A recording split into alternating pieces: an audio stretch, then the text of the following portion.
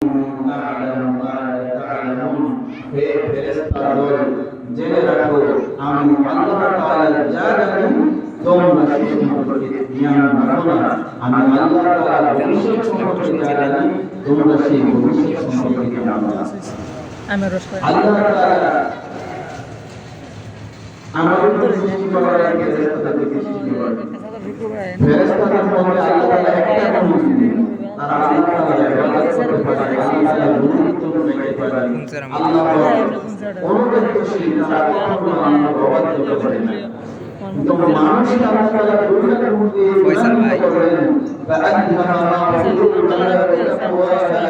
আল্লাহ বলেন হে সমস্ত মানব জাতি শুনে রাখো আমি তোমার মাঝে সৎ কাজ করার মতো যোগ্যতা দিয়েছি আর আমি তোমাকে অবাধ্য করার কিন্তু বলুন আদম আমি তোমাকে সম্মানিত করেছি কিভাবে আল্লাহ তাআলা ওই সম্মানিত করার বাস্তবে ফেরেশতাদের সম্মুখে আল্লাহ তাআলা পয়গম্বর আদম আলাইহিস সালাতু ওয়াস সালাম কি ইলম নামক দৌলত কি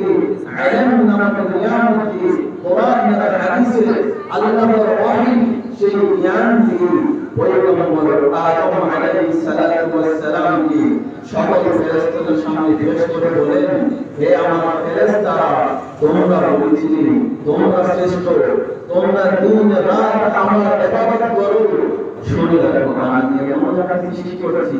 যাদেরকে তোমাদের উপরে তাদের শ্রেষ্ঠত্ব দিয়েছি সেটা কিভাবে কোরআনের মধ্যে বলে ওয়া'আল্লামা আদামাল আসমা'a কুল্লাহা মহান আল্লাহ রাব্বুল আলামিন পয়গম্বর আদম আলাইহিস সালাতু ওয়াস সালাম কে সৃষ্টি করে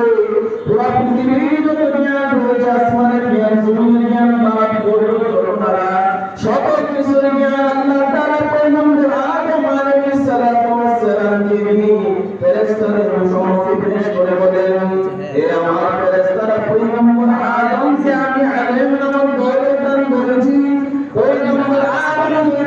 সম্পর্কে সম্পর্কে তারা জ্ঞান রয়েছে এই আসমান জমিন তার প্রতিটা জিনিস সম্পর্কে তার জ্ঞান রয়েছে কিন্তু আমি যদি তোমাদেরকে আসমান আর জমিন সম্পর্কে জিজ্ঞাসা করি তোমাদের সেই সম্পর্কে জ্ঞান নাই তোমাদের আল্লাহ তাআলা পয়গম্বর আদম আলাইহিস সালাতু ওয়াস সালামকে বলেন ইয়া আদম আনবিহুম বিআসমাইহিম হে আমার সিস্টেম অনুসারে রাখ কি আদম আলাইহিস সালাতু ওয়াস সালাম আমি তোমাকে ইলমের দ্বারা বৈশিষ্ট্য মনোনীত করেছি আমি তোমাকে ইলমের দ্বারা সকল ফেরেশতাদের মধ্যে তোমার শ্রেষ্ঠত্ব দান করেছি তুমি তোমার শ্রেষ্ঠত্ব প্রমাণ করো ওই আসমান আর জমিনের বস্তুগুলোর নামগুলো সম্পর্কে তুমি সংবাদ দান করো ওই পয়গম্বর আদম আলাইহিস সালাতু ওয়াস সালাম আল্লাহ রাব্বুল আলামিনের শিখানো ওই ইলমের মাধ্যমে ফেরেশতাদের উপর শ্রেষ্ঠত্ব লাভ করে আল্লাহ রাব্বুল আলামিন পয়গম্বর আদম আলাইহিস সালাতু ওয়াস সালাম কে প্রশ্ন করতে দিয়ে হয় পয়গম্বর আদম আলাইহিস সালাতু ওয়াস সালাম প্রত্যেকটা জিনিসের বিস্তারিত ভাবে বলতে দিয়ে হয় না বলেন সুবহানাল্লাহ তাহলে মুহতারাম আমরা জানি সমাজের মধ্যে একজন ভালো মানুষ হলে আমরা তাকে বলি এই লোক আল্লাহ ফেরেশতা বলে কিনা হ্যাঁ জোরে বলে সমাজে যে লোকটা ভালো মানুষ ওটা আমরা কি বলি আর ওই তো মানুষ না ওই কি ফেরেশতা জোরে বলে কি ফেরেশতা কিন্তু ওই ফেরেশতা হলো আল্লাহ তাআলা বনি আদমকে মানব জাতিকে শ্রেষ্ঠত্ব দান করেছেন কিসের মাধ্যমে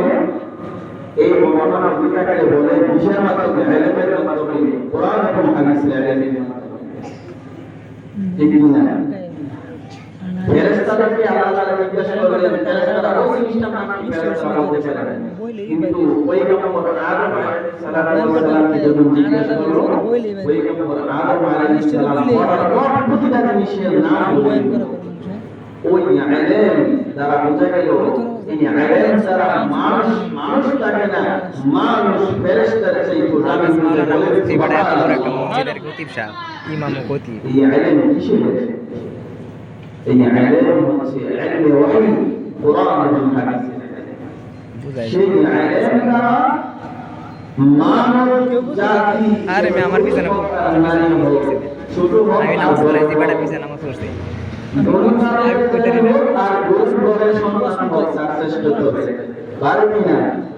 সমাজের মধ্যে সাধারণ একটা ফ্যামিলির ছেলে সে যদি হাফেজে কোরআন হয়ে আলেমে হক্কানি রব্বানি হই ওইটা ছাড়া কি করে ইমামতি করে তার পিছনে সমাজের গরিব শ্রেণীর মানুষ যারা তারাও নামাজ পড়ে কিনা কিসের মাধ্যমে তার মূল্যায়নটা হয় বলেন ইলমের মাধ্যমে তার মূল্যায়নটা হয় তাহলে ইলম এমন একটি জিনিস যে ইলম যে কোনো শ্রেণীর মানুষের মধ্যেই হোক যে কোনো ফ্যামিলির মানুষই হোক যেমন যে কোনো অঞ্চলের মানুষই হোক তার মাঝে পাওয়া যায় আল্লাহ তাআলার দরবারে সর্বোচ্চ দেখেও নাই